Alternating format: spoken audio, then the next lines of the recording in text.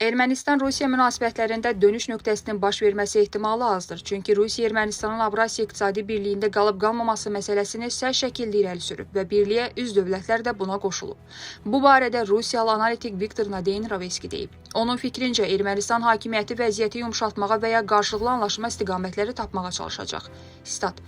Bunun necə baş verəcəyini demək çətindir, çünki gündəlikdə Avropa İttifaqına inteqrasiya var və bu Avropa İqtisadi Birliyi ilə münasibətlərə ziddir.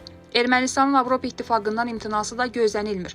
Erməni rəsmilərlə Avropalı rəsmilərin dərin əlaqələri də bunu deməyə əsas verir. Digər tərəfdən, Ermənistan Kollektiv Təhlükəsizlik Müqaviləsi Təşkilatında fəaliyyətini donduraraq Avropa İqtisadi Birliyində işləməyə davam etmək istəyir. Vəziyyət mürəkkəbdir. Fikrimcə, seçkinin nəticələrinin rəsmi təsdiqindən sonra yaxın gələcəkdə liderlər arasında görüş baş tutarsa, əsas müzakirə mövzusu bu olacaq və bir sıra məsələlərə aydınlıq gətiriləcək. Statın sonu.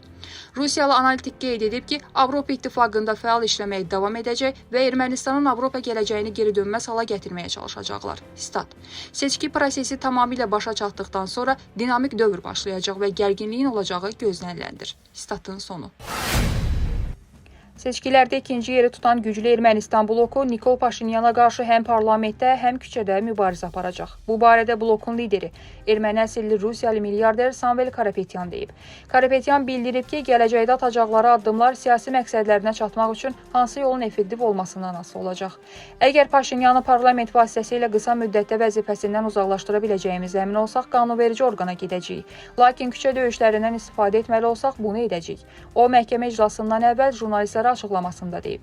O qeyd edib ki, əsas məqsədləri parlamentdə yer qazanmaq yox, Paşinyanı hakimiyyətdən uzaqlaşdırmaqdır. Karapetyan Paşinyanın qələbəsini şübhə altına alıb.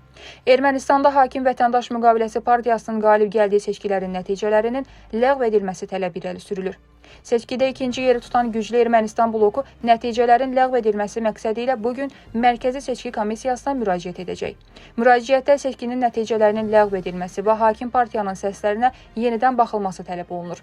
Siyasi bloka rəhbərlik edən Narek Karapetyan bildirib ki, MSK-dan əsaslı cavab almasalar, Konstitusiya Məhkəməsinə müraciət edəcəklər.